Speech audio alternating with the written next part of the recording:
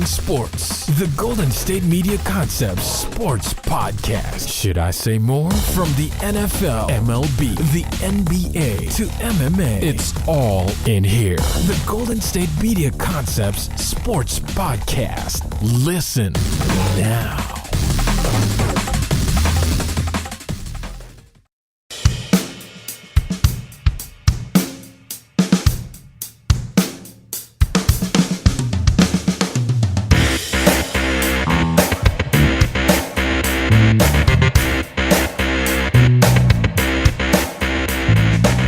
Thank you for tuning in to the Golden State Media Concepts Sports Podcast, where we discuss everything there is to know in the wide world of sports. I am your host, Ben Brown, here on a Friday. Alex is out of the studio today, unfortunately, so I will be rolling solo, as I do on Fridays, at least for the time being. But I have some special news for you guys next week. We do have another host coming in. He will be here Wednesday, Thursday, Friday. His name is Anthony. He's going to be great, and hopefully he will sort of pick up where Alex and I leave off and be a good addition to the show. So we have a lot of great news going into the weekend. Obviously, football, the NFL, and college football is going to dominate a majority of the show today. Going to be breaking down the Thursday night football game between the Jets and the Bills, as well as the college football game between number 6 Houston. They were on the road against Cincinnati. It was a game for quite a while, but then they pulled away late. So I'll be talking about both of those in their respective own segments. Talking college football, we had a really bad week last week, but we have a really great week this week. We have the top 3 teams in the AP poll all playing ranked opponents on the road. That is the first time in history that has ever been the case. So we got a great week. A great weekend planned with college football as well as the NFL. A lot of great marquee games already. And then I will be finishing out the show talking about some trending stories. We have a lot of great stuff featuring people like Chael Sonnen, former UFC fighter, Lady Gaga, Rivera, a lot of great stuff. So we will get into that at the end of the show. But first, I want to start off today talking NFL, leading us into the weekend, and in particular, talking about last night's game between the New York Jets and the Buffalo Bills. So the Jets come out on top 37-31. I don't think any of us really thought this game would be a shootout, and it really was. I figured the Jets would win. I did think they would win, but I think we all thought the game would be something like 20-17, 20-14, a close game, which it was 6 points, but a low-scoring game. Two teams looked at as known more for their defense as opposed to their offense. I think the Jets have a much better offense, which we saw last night, as opposed to the Bills.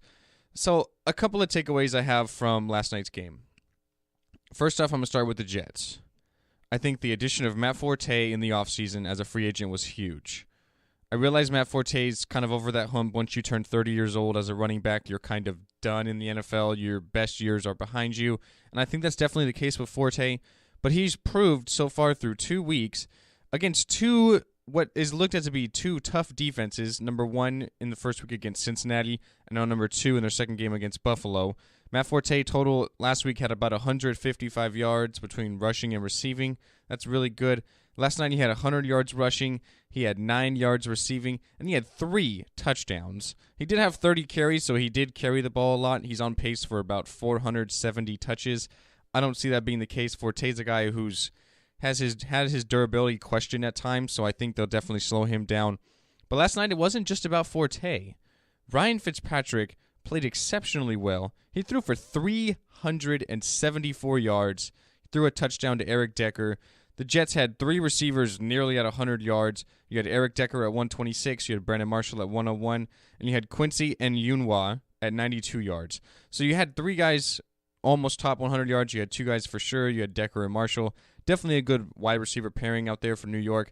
I feel like they have a lot of weapons. Brandon Marshall, Eric Decker, Matt Forte, that Ryan Fitzpatrick can use to his benefit. You know, this is why I think they brought in Fitzpatrick after he demanded so much money and they had that long stall, long contract talks. They finally caved in because they needed Ryan Fitzpatrick, in my opinion, to complement these other guys. When I look at the Buffalo Bills on the other side, I really look at they only really had 3 plays in the whole entire game. Marquise Goodwin caught an 84-yard touchdown in the first quarter on their first drive. Greg Salas caught a 71-yard touchdown in their first drive in the second half. And then they had a fumble recovery for a touchdown. So you had those 3 plays. Tyrod Taylor threw for 279 yards and 3 touchdowns and 1 interception. So if you didn't watch the game and you look at just the stats, you think Tyrod Taylor had a pretty good game. But I really don't think that was the case. You take out the 84-yard touchdown, you take out the 71-yard touchdown. The Bills scored late when the Jets were kind of playing prevent defense. Really, the Bills scored in just a garbage time, and then they had a chance for the onside kick there with about a minute left. So you can kind of throw away that drive a little bit. So in my opinion, the Bills really had 3 plays all night that they really converted on. You know, the 2 long touchdowns and then the fumble recovery for a touchdown. It was Jalen Marshall who fumbled for the Jets. He's a wide receiver. And then the Bills picked it up and ran it back for a touchdown there in the third quarter. So, I mean, the Bills, I think what's more fascinating to me is how Rex Ryan, the great defensive mind of Rex Ryan, think about what he did with the Jets, with the Ravens before that, has come into this Bills team when it's looked at already a couple of years ago with a great defense, a great pass rush. I realize they have a lot of guys injured. Their top two draft picks between Shaq Lawson and Reggie Ragland have not played yet. They have Marcel Darius still suspended with a substance abuse issue.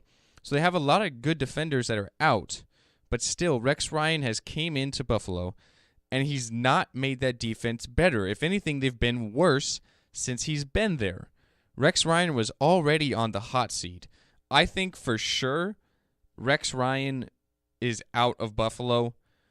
I think it's going to be a question of if he lasts all year or if he gets fired during the regular season. You have them at 0-2 now. I think they're staring 0-4 right in the face. They have home against the Cardinals next week, and then they're at New England after that. Their next games are between the Rams, 49ers, and Dolphins. I'd say those are 3 winnable games, definitely the first 2. But I think they're staring at 0-4, and then that hot seat in Buffalo for Rex Ryan is just going to get that much hotter. You know what I mean?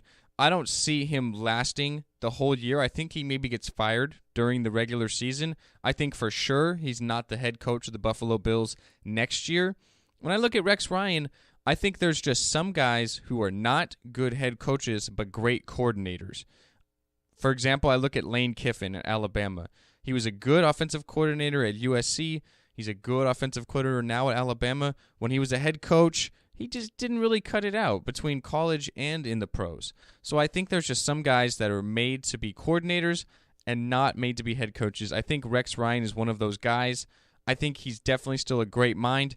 I think if he does end up getting fired with Buffalo, I think he will still get brought on as a coordinator somewhere else, probably the start of next year. You don't want to really make wholesale changes like that during the regular season a lot of times because his schemes are going to be a lot different as opposed to maybe someone else. So I think Rex Ryan's done.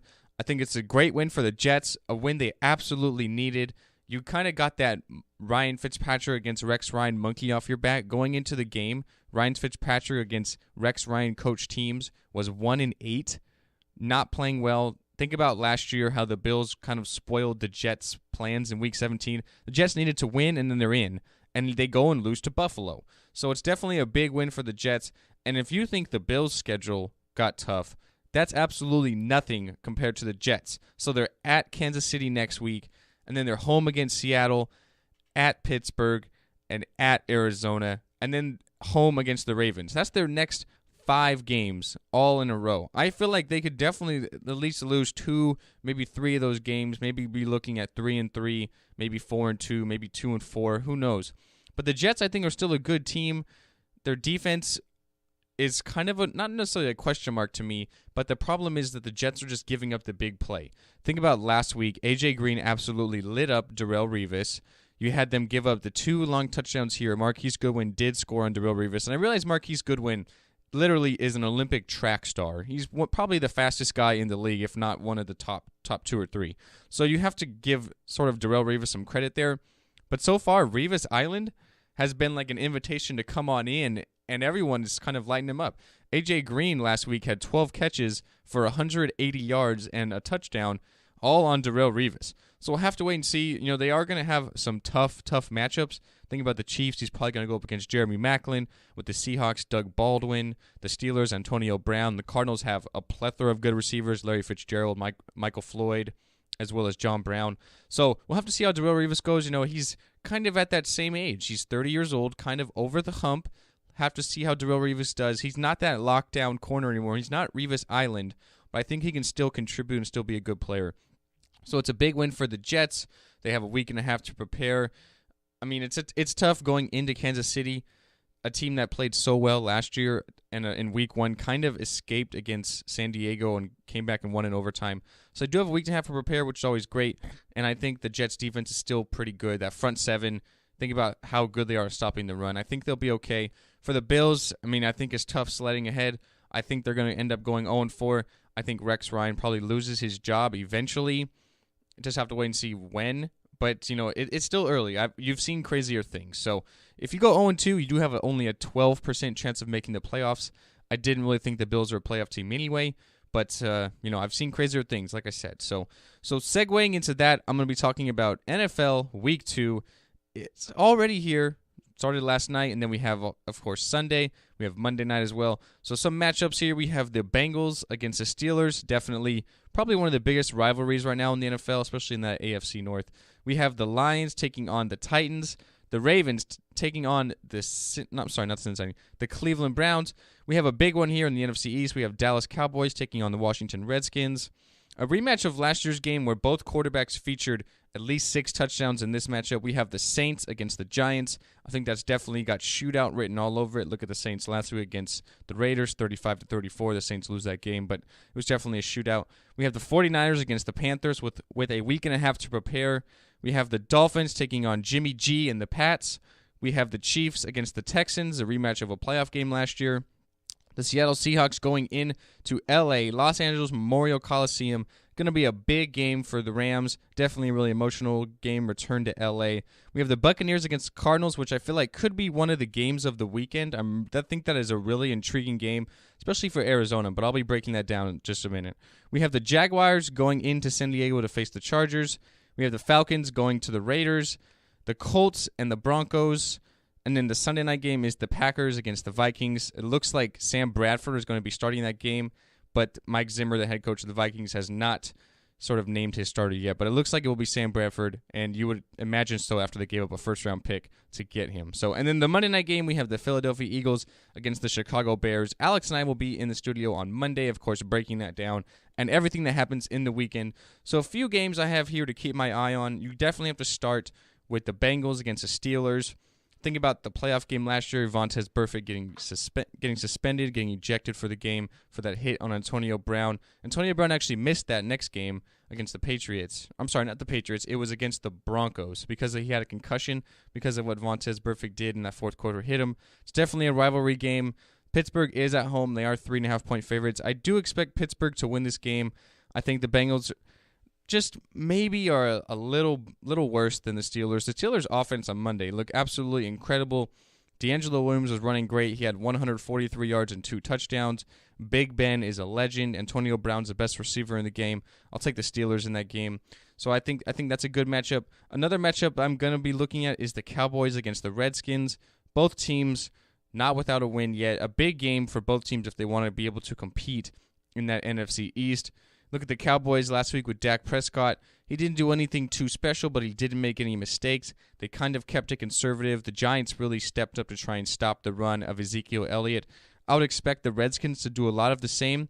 Maybe not so much put everyone in the box to stop Zeke Elliott, but maybe not let anyone get behind them. The big thing I'm looking at here is with the Redskins. They brought in Josh Norman in the offseason from Carolina to be like a shutdown corner. You look at week 1, he didn't even play Antonio Brown. He only played him on 2 snaps. He only played against him on 2 snaps. And everyone's really criticizing Josh Norman and the Redskins for not putting him on the top receiver and locking him down like a man-to-man shutdown corner following him. Think about Patrick Peterson does that. Darrelle Revis does that, among others. So I think here's the question that I'm going to look at. Do the Redskins maybe change their game plan and their scheme to allow Josh Norman to follow Dez Bryant around the field? Dez Bryant played terrible last week. He only had 1 catch for 8 yards, and it was the first catch. It was the first reception of the whole entire game. So he only got thrown to 5 times. He had a touchdown that came loose at the end. So, I mean, I think the Redskins are definitely going to look at this and say, okay, We have to put Josh Norman on Des Bryant. Let him follow him around the field. Let him see how he does. We paid all this money to bring him in. So I think that is probably going to be the case, but we'll have to wait and see. I think that's going to be a close game. The line is Washington is a 3-point favorite. I really don't know who's going to win this game. I think the team that commits the least amount of turnovers is going to come out on top. And I have probably more faith in Washington than I do in Dallas. So I'm going to say Washington in a close game, but I feel like this game could go either way. I really do. So another game, obviously, you're going to be looking at the Saints and the Giants, a rematch, I said, of last year where both quarterbacks, Eli Manning and Drew Brees, absolutely lit it up. I expect a shootout. The Giants are at home. The Saints' defense is just so bad. I got to believe the Giants can sort of squeak out a close shootout game, kind of like the Raiders did last week against the Saints. So I'll take the Giants in that game. You have the 49ers against the Panthers. The Panthers are only a 13.5-point favorite. Of course, I think that's probably a lock. I'm going to take the Panthers on a week-and-a-half rest. A mad, angry quarterback after getting hit so much. So I'll take the Panthers. A game I mentioned, the Seattle Seahawks against the Rams. You have the Rams return to L.A. The Rams played so bad on Monday night, getting shut out by the Niners 28-0. The Rams seem to always play the Seahawks good. Always. Think about the last couple of years. You have an emotional return. The Seahawks played pretty bad against Miami. You have Russell Wilson coming into the game with a bad ankle. I think that's going to hinder some of his mobility. I do think the Seahawks are going to win, but you know what? I expect a low-scoring, close game. I'd say the Seahawks maybe win by only 3, maybe 4. I think the Rams seem to always play Seattle good. Emotional return, a hobbled QB. I'll still take the Seahawks, but I'll take them in a close game. Here's kind of my game of the weekend in my eyes. You have Tampa Bay going in to Arizona at the University of Phoenix Stadium. The Cardinals are 7-point favorites, which I think is maybe a little high. I would have expected something around 5. But this is a huge game for Arizona. Think about them last year. 13-3, dominant team, get absolutely dismantled by Carolina in the NFC Championship game. And then you look at last week, they lose to New England without Gronkowski, without Tom Brady, with 2 rookie guards, without their left tackle, Nate Solder, and they just did not look that good. They had a chance to win it at the end, but Chandler Catanzaro did miss a 41-yard field goal. This is a huge game for Arizona because they cannot afford to go 0-2, especially when they'll be going 0-2 with 2 home games. You already have 25% of your home games done, and you lost 2 of them already to start the season 0-2. I think this is an absolute must-win for Arizona. I do expect them to win the game, but I would not be surprised about Tampa Bay. I think Tampa Bay is a really under-the-radar team this year. I picked them to be a wild card team. I look at Jameis Winston. I think he's going to be an absolute star. They have a new head coach in Dirk Cutter, who's an offensive guy who can really kind of mold Jameis Winston and kind of help his progression coming off of a great rookie year last year. I think Jameis Winston is going to be that breakout player this year. I honestly expect him to throw for maybe 4,500 yards. I could see at least 35 touchdowns. I think the kid is going to be an absolute stud. I do think the Cardinals are going to win this game, but I would not be surprised about Tampa Bay. Think about last week. They went into Atlanta and won on the road a divisional game by a touchdown. That's quite impressive. It's a huge game for Arizona. They absolutely have to win. I think Carson Palmer plays a lot better. I think Bruce Arians, the head coach of the Cardinals, can kind of shore some things up and play a lot better and win that game. Here's going to be my upset of the weekend. You have Jaguars going into San Diego. San Diego is a 3-point favorite.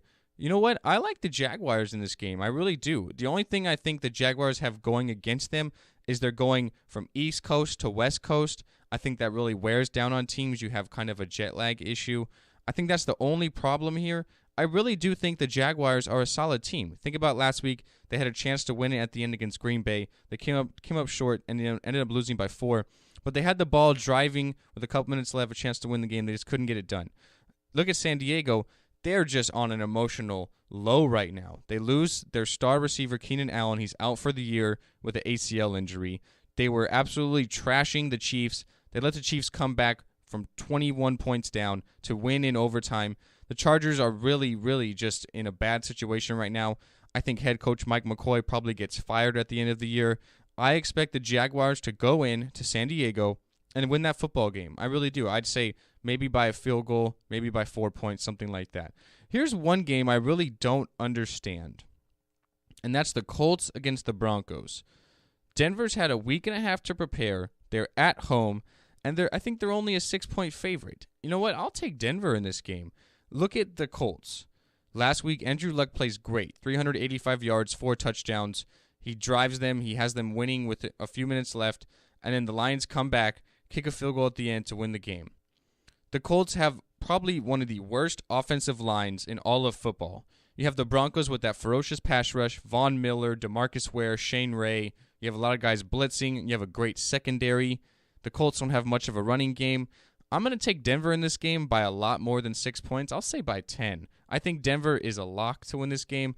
I mentioned a week and a half to prepare, a week and a half to kind of get Trevor Siemian a lot more focused, ready, up to speed with a game plan. I think Denver wins this game by a lot more than 6. But as always, we will be breaking that down on Monday. Alex and I will be in the studio recapping week 2, as well as leading you in to the Monday night game, as I mentioned, between the Philadelphia Eagles and the Chicago Bears. With that being said, I'm going to take my first break of the day. Coming out of the break, going to be talking about last night's college football game between number 6 Houston and the Cincinnati Bearcats, as well as leading you into a great Saturday, at least on paper, of college football games. We will be right back here at the Golden State Media Concepts Sports Podcast. Tired of searching the vast jungle of podcasts? Now listen close and hear this out. There's a podcast network that covers just about everything that you've been searching. Hey! The Golden State Media Concepts Podcast Network is here. Nothing less than a podcast bliss with endless hours of podcast coverage. From news, sports, music, fashion, cooking, entertainment, fantasy, football, and so much more. So stop lurking around and go straight out to the Golden State Media Concepts Podcast Network. Guaranteed to fill that podcast itch. Whatever it may be. Visit us at www.gsmcpodcast.com. Follow us on Facebook and Twitter, and download us on iTunes, SoundCloud, and Google Play.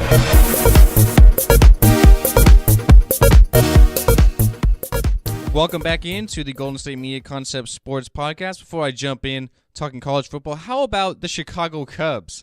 Last night they clinched the NL Central. Yes, it is only September 16th. They already clinched the NL Central. Last night their magic number was 1. They did end up losing to the Milwaukee Brewers 5-4, but they got some help from the San Francisco Giants out there on the West Coast, defeating the Cardinals 6-2. So the Cubs clinched the division. It's their first NL Central crown since 2008. They have the best record in baseball. It's only a matter of time before they clinch sort of home field through the NL. Obviously, they'll be on the road if they get to the World Series, with the American League winning the All-Star game in this summer. So the Cubs, I mean, we've talked about it on the show a little bit. I talked about it on the baseball show with Jeremiah. I think they're absolutely the favorite to win the World Series. Anything except a World Series, an absolute letdown. Really, the only thing the Cubs have going against them is that they haven't won the World Series in over 100 years. They have this Billy Goat jinx, the Steve Bartman jinx, whatever you want to call it, all these different hoaxes. That's the only thing going against the Cubs. They have a great pitching rotation, a great offense, great defense, great manager in Joe Madden. I think the Cubs are a shoo-in to at least get to the World Series. I think they're going to win it. Obviously, have to wait and see. We'll keep you updated here at the GSMC Sports Podcast as we get into October baseball. It's a great thing, gotta love playoff baseball. But with that being said, I'm going to transition. Going to be talking about college football. As I mentioned, Houston Cougars come out on top last night over the Cincinnati Bearcats 40-16. And really, don't let that final score fool you. This game was a lot closer than the final score may represent. This is a game where Houston was down 16-12 early in the fourth quarter. Then they had Greg Ward Jr. lead them on a couple of touchdown drives. They had 2 pick sixes within 7 seconds. They scored 28 points in that fourth quarter to really stretch that game out. It's a good win for Houston, and a game where I look at them sort of escaping late. That is absolutely huge for Houston. It's a tough game. They're on the road, short week, Thursday night. A tough atmosphere in Cincinnati, a game where they were undefeated going in at 2-0. So they really have nothing to lose. You have Greg Ward Jr., who's a little hobbled. He has a shoulder injury. He did not play last week. Obviously, they did not need him. They still won the game. But this is a game where Houston, in my opinion, absolutely has to escape and win by a lot. Because Houston does not have a ranked opponent on their schedule, with the exception of Louisville, who have a big game in their own right on Saturday against Florida State. I'm talking about that a little later. but they have to win every game convincingly because they're not playing the same strength of schedule as some of these big elite Power 5 schools. So they have to win convincingly if they want any chance to get into that college football playoff. If they win these close games against teams they should absolutely kill, that only hurts their reputation, their chance at getting into that Final Four.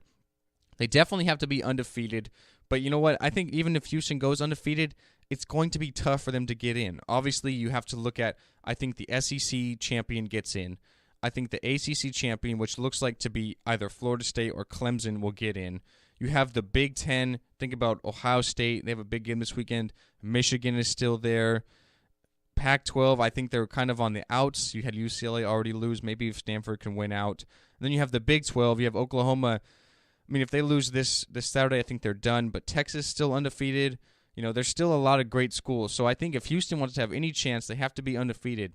But they have to win every single game convincingly, kind of like they did here. And as I mentioned, the game was a lot closer than it may have represented, but they escaped late, and I think that's what people are going to get the lasting impression of with the Houston Cougars. So a big win for them. Greg Ward Jr. played good. He did have a couple of turnovers, but he had 326 yards passing, 73 yards rushing, 3 total touchdowns. Kind of a big leader, led their team. 2 big touchdown drives there in the fourth quarter when they were losing early in the fourth quarter. And then their defense really stepped up, played good, had 2 interceptions of Hayden Moore and then 1 on Ross Trial as well. So Houston, a big win. That'll lead me into the weekend. We had a lot of great matchups. As I mentioned, we had the top 3 ranked teams in the AP, all on the road against ranked opponents. That's the first time in history. You have Alabama going on the road against Ole Miss, a team for the last 2 years. Ole Miss has defeated Alabama. They're ranked number 19, obviously after their loss in week 1 against Florida State. You have the aforementioned Florida State on the road against Louisville. Louisville is ranked 10th in the nation. Think about quarterback Lamar Jackson. He's probably put up the best numbers in college football this year so far between 2 games. I realize they were against Syracuse and Charlotte, but still, he's definitely very capable, a good player. He can throw the ball, he can run it. Florida State is, in my opinion, going to have their hands full. I think that's a game they really need to look out for. And then you have, going into the regular season, what was a marquee matchup in Week 3, and really it's kind of faltered a little bit because Oklahoma did lose to Houston in Week 1, but you have the Ohio State Buckeyes at number 3 going into Memorial Stadium in Norman, Oklahoma to face the Sooners, who are ranked 14th. I think this is a big game for Oklahoma, more so than Ohio State. I think if Ohio State somehow lose this game, but if they win out in the Big Ten, defeat Michigan, I think with 1 loss, they'll still be there at the end of the college football playoff. Think about what they did a couple of years ago with Cardale Jones. They lost 1 game to Virginia Tech, and then they won out, and they still got in there. And they actually won the college football playoff, the inaugural college football playoff. So I think it's a more of a big win for Oklahoma because if they do lose, they will have 2 losses now. They still have to face Texas, all those teams in the Big 12, TCU. Oklahoma State is still good, although they lost last week. So they're going to have a tough trail ahead of them if they somehow lose this game. I think they're done when it comes to college football playoff, but then they still have a chance at the Big 12, so they might be looking at a BCS game if they do win that game. But I don't know. I honestly expect Ohio State to win this game. I will take Ohio State. I feel like Urban Meyer and Nick Saban are the best 2 coaches in college football. I think Urban Meyer always has his teams ready. I realize they're young. They're only returning 6 starters, but they do have J.T. Barrett, who's an experienced leader. Still have a lot of playmakers on offense and defense. I will take the Buckeyes in a close game. I think Oklahoma can keep it close for a while, but I think eventually J.T. Barrett and the Buckeyes do somehow win that game. I think it'll be a close game. I do expect like a 1-possession game. So Florida State taking on Louisville. As I mentioned, it's going to be tough for Florida State. They're going into Papa John Stadium in Kentucky against Louisville. Lamar Jackson absolutely lighting up through 2 games. He has 13 touchdowns, 1,000 total yards. That's really impressive. I think Florida State is still going to win this game, though. They have a good core, a lot of returning players. Look at Dalvin Cook at running back. He's a stud. DeAndre Francois at quarterback looks poised. He's not letting everything get to him. His Week 1 performance against Ole Miss was really impressive. I think Florida State is a lot more experienced, a great leader in head coach Jimbo Fisher. I will take the Seminoles to win that game. Florida State is only favored by 1.5. I'll say they'll win by maybe 4 to a touchdown. I think that is going to be a good game. Now you look at number 1 Alabama against number 19 Ole Miss. as I mentioned, Ole Miss defeated Alabama each of the last 2 years. They've kind of had their number. They've been the one school that is not afraid of Alabama, takes it right to them, knocks them in the mouth, and has beat them the last 2 times. I think things are a little different this time, though. I think Nick Saban knows. Everyone talks about how Ole Miss keeps beating him. I think I'll take the Rolling Tide. The line is 11. I think that's a little high. It's going to be tough. They're going on the road to Ole Miss. Definitely a hostile crowd. Looks like there might be some thunderstorms in that game down there in the South. I'll take Alabama by a touchdown. I think they're just... Obviously, how can you ever bet against Alabama? I don't think you can. You know what I mean? They are still the elite when it comes to college football. And I think they're going to win the game. They obviously blew out USC in week 1. They beat Western Kentucky last week as kind of a tune-up game to this one. I think Nick Saban's going to have his team ready, and I expect the Rolling Tide to go on the road and defeat Ole Miss. So with that being said, there's still a lot of great games, though. Look at Clemson. They've kind of struggled in their last 2 games. They're taking on South Carolina State, another weak school they can hopefully beat. Last week they barely beat Troy 30-24. So I think for Clemson, they really need to put on a good performance. They've struggled against not Clemson. They struggled against Auburn. That could be a tough game, on the road, SEC opponent. You can understand that, but they should have came home and beat Troy really convincingly. So I think they'll do a lot better this week against South Carolina State. One game you can maybe have your eyes on is number 25 Miami against Appalachian State. Think about what Appalachian State almost did in week 1 against Tennessee. They had to go to overtime. They did lose that game to the Volunteers, but still Appalachian State, a tough opponent. They're not going to play Miami, admitting that they're going to lose. They're at home. Miami's going into their own backyard. They're going in there looking to win that game. They have a lot of great leaders, great coaching. They're going in there to win that game. I do think Miami will still win the game. Obviously, Mark Richt, former coach of Georgia, he's a good football coach. I think he kind of got on the outs there at Georgia at the wrong time, on the hot seat, wasn't able to really win against a lot of top SEC schools. So I think he's still a great coach. I do expect Miami to win that game against Appalachian State. Miami is only a 3.5-point favorite. That's kind of a close game. So, who knows? We'll have to wait and see. One game that's kind of funny is Colorado and Michigan. Colorado and Michigan making a lot of noise this week with their depth charts. Jim Harbaugh at Michigan doesn't like to reveal his depth charts to other coaches too early. So Colorado decided to do, some funny stuff starting at center. They had Kareem Abdul-Jabbar. They had right guard, the deodorant at right guard, obviously. Kind of being a little funny. Jim Harbaugh didn't really take it as funny as some others, but I thought that was pretty funny, pretty clever by Colorado. They're going into Ann Arbor to play Michigan. I think Michigan will win that game. Michigan I think they're not going to have a tough game until they really get into their conference schedule. They've played a lot of weak schools so far. I don't know. Michigan are still a great team. Jim Harbaugh, a great leader, a great coach. He'll have the Wolverines ready. Another good matchup here is number 12 Michigan State going in to Notre Dame to face the 18-ranked Irish. This is going to be, I think, a good game. Michigan State, not really as good of an offense as Notre Dame, but really solid defense. Notre Dame with Deshaun Kaiser, since he's sort of been the starter at quarterback, they've looked really, really good. Think about what he did against Texas in week 1 with 5 touchdowns, although it was an overtime loss. I'm going to take the Irish at home. I think that's definitely a benefit for them. I think Deshaun Kaiser, as I mentioned, is a good, solid quarterback. Kind of mobile as well, so he can add some stuff on the ground. I'll take the Irish to beat the Spartans at home. I think that'll still be a really good game. One game I have my eyes on as possible, not necessarily an upset, because I do think that Texas will win this game, but a game that could be competitive late is the number 11 ranked Texas Longhorns are going to face Cal. That game is on the West Coast. It's a 7:30 local start, so you have 9:30 Texas time. I realize, these are kids. They kind of stay up late sometimes. 9:30 is not too late, but that game's going to be going on until midnight, maybe a little bit past the hour in Texas. I think this is a game that Texas can maybe be a little slow because it's kind of late. A little droggy. You look at Cal, they're a team that's going to score 50, give up 40. Think about what they did last week. San Jose State lost a shootout, gave up almost 300 yards rushing. Cal, I think, is not going to win this game, but I think they might be able to keep it competitive. Look at the game last year. It was an absolute shootout in Austin, although Cal did win the game. Texas looked really well. I think that Cal is not going to win this game, but they're going to keep it close, in my opinion, at least until late, because they can score, and I think Texas might come out a little slow because they're playing so late at night. So there's a lot of great games. You have USC taking on Stanford. You have a Pac-12 matchup. Christian McCaffrey, one of the best running backs in college football, especially on the West Coast. A lot of great college football games. Finally, after last week's sort of letdown with the college football weekend, we have some great games this week to lead us into the weekend, leading us into Sunday, which is obviously the king, the NFL. So I'm going to take my last break here at the GSMC Sports Podcast. Coming out of the break, going to be talking about a lot of great trending stories. As I mentioned, we have Chael Sonnen. We'll talk about Rivera, Lady Gaga perhaps, and then everything else there is to talk about. So I'm going to take my last break here at the Golden State Media Concept Sports Podcast.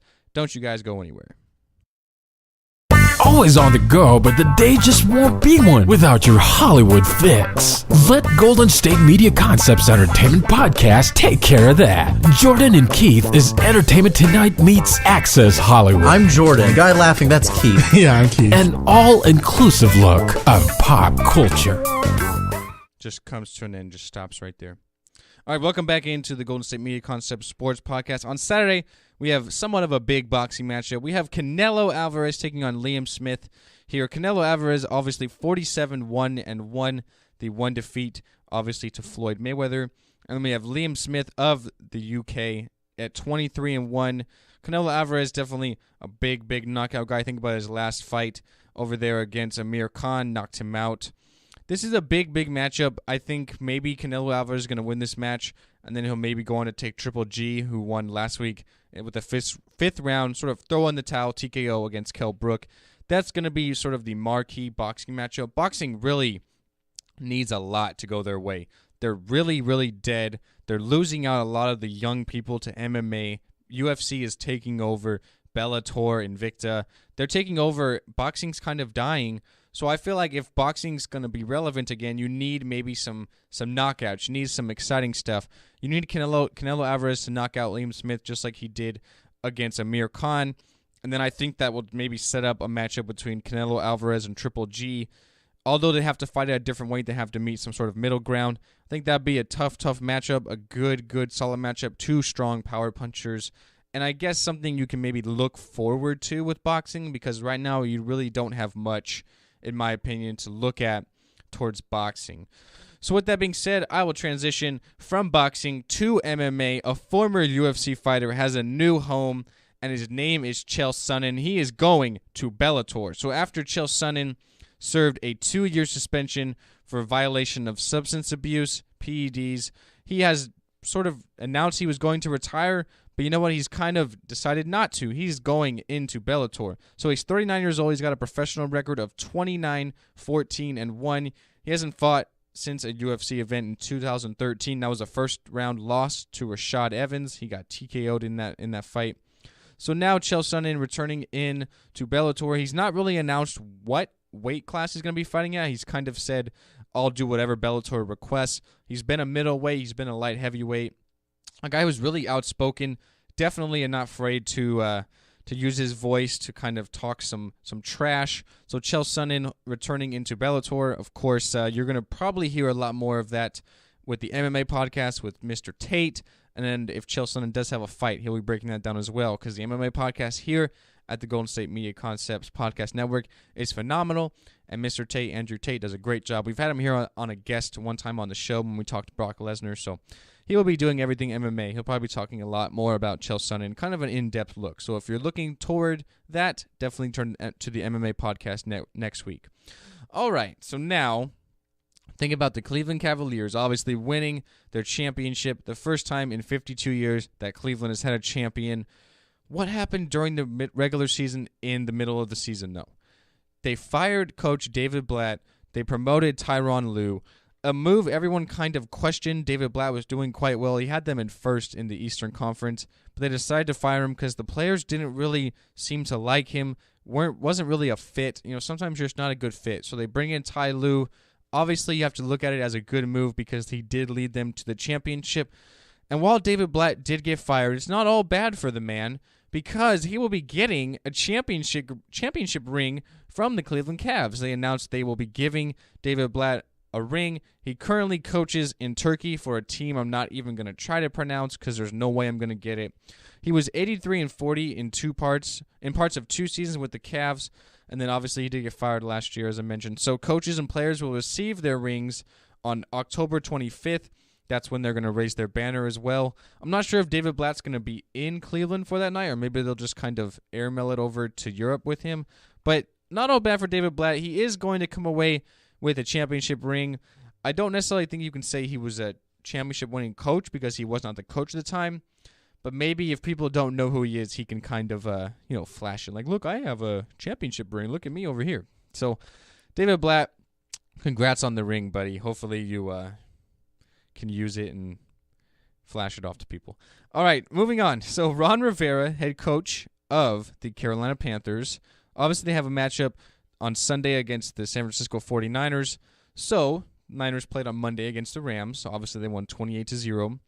You're going to be watching that game, scouting your next opponent, seeing what they're like, what their offense is like, what you can pick up on as when you're watching it. So Ron Rivera, of course, is doing that. But, it is kind of late over there in North Carolina. The game started at 10 Eastern time. It is kind of late. It wasn't really much of a game. And Ron Rivera kind of decided to take a snooze during the game. So he said, quote, "Unfortunately, I stayed up and watched. And the reason I say unfortunately is because I fell asleep somewhere in the beginning of the fourth quarter, but I got to see 3 quarters of it." So obviously it was a boring game. Ron Rivera falling asleep. I think a lot of us kind of fell asleep. Not me necessarily because I was on the West Coast. It wasn't too late for me. But if you're on the East Coast, that game's going until 1 o'clock in the morning. You're going to fall asleep against that snooze fest. The Rams didn't even get into the red zone. The Rams offense played so bad. But you know what? As I mentioned on the football segment, I do expect them to compete Sunday against Seattle. They always played them tough. An emotional return in L.A. I think they're going to compete. They can't do any worse than they did on Monday night. They didn't even get in the red zone. They're not going to get shut out again. There's no way an NFL team gets shut out 2 weeks in a row. But with the Rams, I wouldn't be surprised. But anyways, staying with the NFL, they are in talks, the NFL is, reportedly with someone to do their halftime show. And who is that? That performer is Lady Gaga. So Lady Gaga in talks to be the Super Bowl 51 halftime show. I think this is a great move for the NFL. You were sort of looked at as looking towards Adele, although the NFL did deny that. Adele did say they sort of offered it to her, but she turned it down.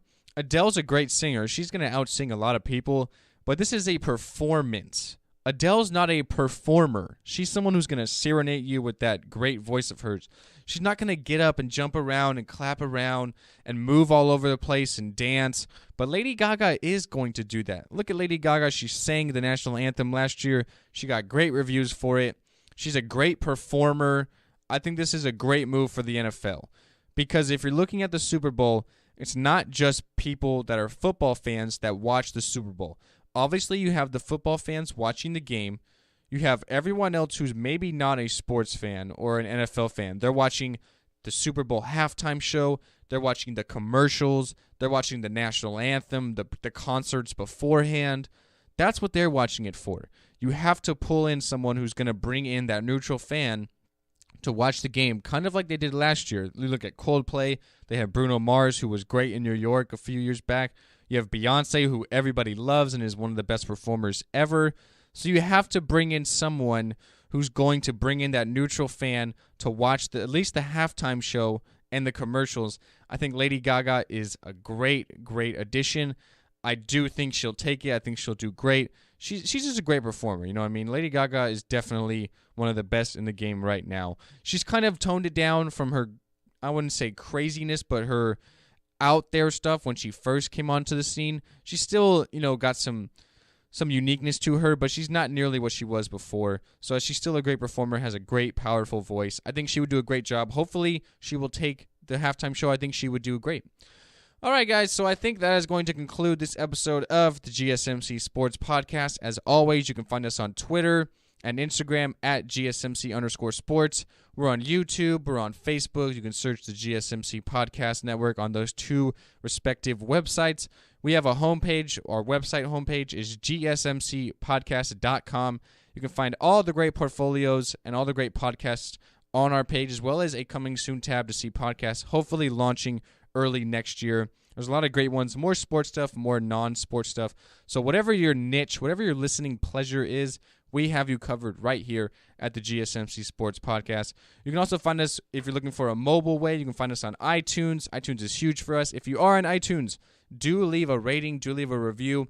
We would love to know how you think we're doing. Give us a comment. That would be awesome. You can find us on Stitcher, SoundCloud, Google Play, really any way for the most part on a mobile phone. You can find us on any app for the most part that you can hear podcasts and radio shows and stuff. We're pretty much on there. All right, guys, with that being said, I am Ben Brown. I am going to end this show here at the GSMC Sports Podcast. A lot of great stuff leading into the weekend.